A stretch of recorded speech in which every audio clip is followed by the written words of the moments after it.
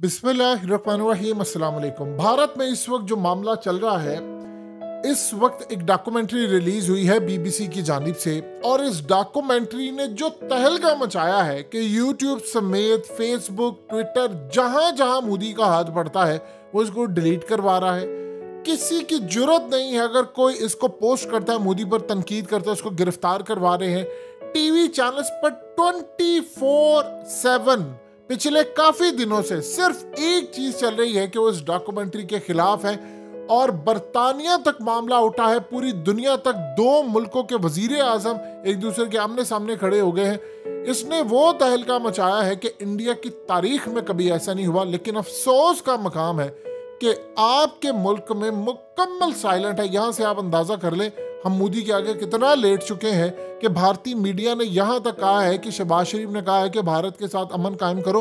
उन्होंने कहा ये गलती ना करना, आपने पाकिस्तान के मामले पर पाकिस्तान को कुछ भी नहीं कहना। उसने कहा अमन कायम करो, भारत के साथ बैठकर बातचीत। जो उसने कहा 3 जंगें लड़ ली हैं, कुछ भी नहीं हासिल हुआ।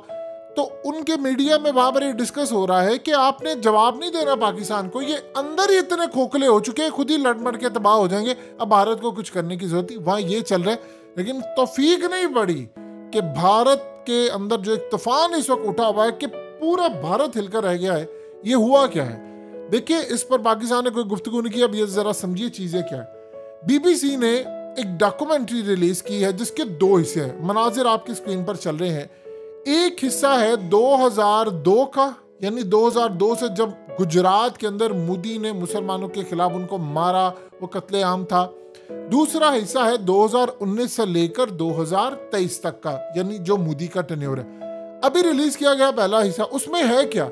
उसमें सूरत हाल ये है कि बरतानिया की हुकूमत की एक रिपोर्ट थी मोदी के खिलाफ कि मोदी ने कैसे गुजरात के अंदर एक जानबूझकर पहले ट्रेन को आग लगाई, उसमें लोग मरे, फिर उसके बाद मुसलमानों का कत्लेआम किया, मुसलमानों को मारा, मुसलमानों के ऊपर हमले किए। फिर उसके बाद उन्होंने क्या प्लान किया कि मुसलमानों के खिलाफ जो इकदाम है उसमें पुलिस को रोक दिया। मोदी की प्रेस कॉन्फ्रेंस, वहां के मनाजिर, बीबीसी ने जो इंटरव्यू लिए, वो सारे के सारे उन्होंने पूरा एक पलंदा बनाकर खुफिया जो सीक्रेट रिपोर्ट थी बरतानिया की, वो सारी रिपोर्ट उन्होंने जो उनके इंटेलिजेंस इदारों ने उस वक्त बनाई थी उसको बनाकर रिलीज कर दिया। अब भारत में जो तूफान मचा हुआ है कि बरतानिया के प्राइम मिनिस्टर ऋषि सुनक, इस वक्त जो बरतानिया के प्राइम मिनिस्टर हैं वो इंडियन ओरिजिन के हैं, उन्होंने कहा है कि हमने किसी को बख्शना नहीं है।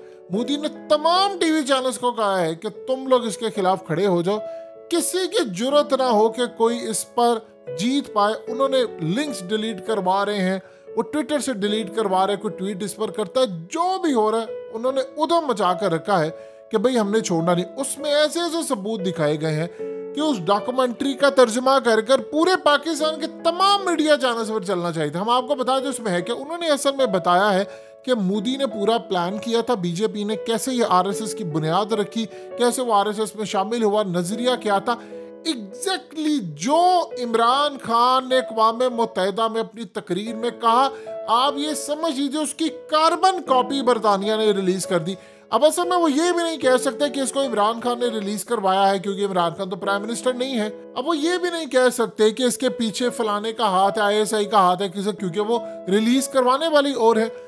अब मामला क्या हुआ, इसको सपोर्ट किसने किया? और ये तूफान जो मचा है, भारत के अंदर खलबली मची हुई है कि इलेक्शन से पहले पहले मोदी के खिलाफ ये इकदाम। अब वो दूसरा जो हिस्सा पहले से मैं बताएगा, कैसे मारा, कैसे लेगेसी हुई, इस पर पाबंदी लगी। आप जानते हैं कि 2012 में मोदी को वजीर आजम बनने से पहले सुप्रीम कोर्ट ने क्लीन चिट दी, गुजरात वाकई में उसका कोई हाथ नहीं था। फिर उसके बाद पिछले साल उसकी जो अपील थी उसमें भी क्लीन चिट मिली, और ये सारी क्लीन चिट मिलने के बाद अब इलेक्शन से पहले बीबीसी ने डॉक्यूमेंट्री रिलीज की। अब भारत में कहा जा रहा है कि इस पर केस करो, केस वो कर नहीं सकते, बरतानिया की रिपोर्ट है। अब वहां पर तबाही ये मच रही है कि उन्होंने कहा है कि मोदी का इलेक्शन इससे पूरी तरह बर्बाद होने जा रहा है, क्योंकि 2019 से 2023 के स्टार्ट तक का जितने वाकयात है, कैसे से मुसलमानों को दबाया क्या किया, वो चंद दिन बाद रिलीज होने वाली है। अब भारत में ये जो मामला सामने आया है वो भयानक रुख इख्तियार कर गया है। हुआ क्या है असल में, इसके पीछे भारत की इस्टेब्लिशमेंट का एक हिस्सा, देखिए 2 तरह समझिए।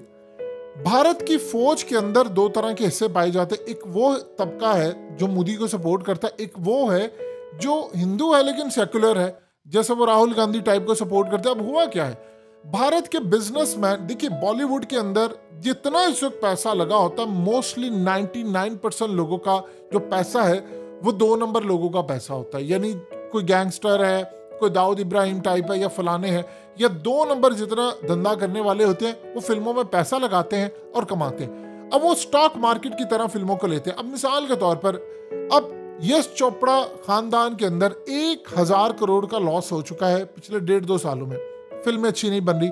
शाहरुख की पठान मूवी आई है, वो 250-300 करोड़ तो उसका वैसे ही बजट है।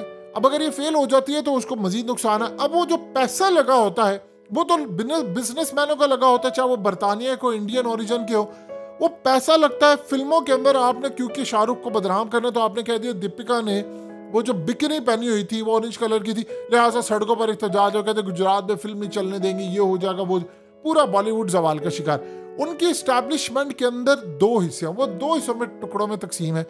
एक हिस्सा जो मोदी के खिलाफ है, उन्होंने इस फिल्म को बैक किया है, वो राहुल गांधी को भी बैक करता है। अब भारत के बॉलीवुड के अंदर ये तमाम लोग हैं, वहां पर मजहब का कोई अमल दखल नहीं है, वो लोग सारे सेकुलर है, वो मजहब को सिर्फ और सिर्फ इतना रखते हैं जिस तरह कि जी हम हिंदू घराने में पैदा है, इससे ज्यादा नहीं। अब आप जरा अंदाजा कर लीजिए कि इस वक्त वहां पर जो सूरत हाल है वो इतनी खतरनाक है कि उनके बिजनेसमैन वो वहां से छोड़े, वो कह रहे हैं कि जी हालात खराब कर रहे हैं, तबाही लेकर आ रहे हैं, सब कुछ कर रहे हैं, बावजूद इसके कि इंडिया की हालत पाकिस्तान से बहुत ज्यादा बेहतर है। लेकिन वहां पर उनकी एस्टैब्लिशमेंट, उनके बिजनेसमैन, उनकी फौज का एक हिस्सा, फौज भी तो कई जर्नैल मोदी के साथ है, कई जर्नैल सेकुलर है राहुल गांधी के साथ है, इस तरह उनकी फौज भी तकसीम है, फौज के अंदर अपने कई हिस्से उनके पाए जाते हैं, उनके इंटेलिजेंस एजेंसी रॉ के अंदर कई हिस्से हैं, कुछ वो मोदी के नैरेटिव के साथ है, कुछ वो राहुल गांधी के साथ है। राहुल गांधी से मुराद ये है सेकुलर, जो उनका माइंड तबका होता है कि जो मजहब से आजाद होता है, वो असल में चाह रहे हैं कि भारत चलता रहे, तरक्की करे, ये करे वो करे, लेकिन हम मजहब को साइड पर रखें।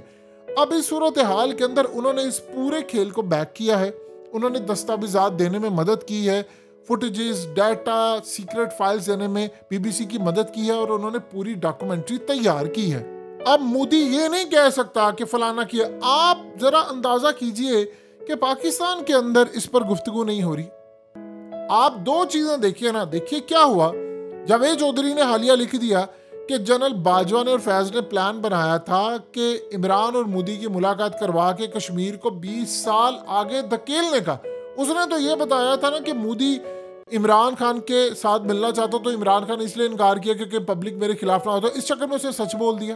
तो पाकिस्तान की पॉलिसी थी बाजवा दौर के अंदर कि भाई हम ठीक है, कश्मीर जो हो गया सो हो गया, उसका सौदा हो गया, लेकिन हमने 20 साल तक मामलात को साइड पर रखना है। इस सूरत हाल में अजीत डोवल के साथ फैज की मुलाकातें भी होती रही। अब ये सारे का सारा जो मामला इस वक्त सामने आया हुआ है, ये बड़ा हैरानकुन, बड़ा अजीबोगरीब और बड़ा दिल दहला देने वाला है। पाकिस्तान की तारीख में कभी भी ऐसा मामला नहीं था कि हम इसको कैश करवा लेते और इसको इंटरनेशनल सतह पर लेकर जाते। जो इमरान खान ने तकरीर की वही सूरत हाल हुई। लेकिन अफसोस का मकाम है, भारत इस वक्त पूरी तरह जमीन पर गिरा हुआ है, लेकिन आपके मुल्क में उस पर बात करने की इजाजत नहीं है। यहां से आप अपनी पॉलिसी का अंदाजा लगा लें।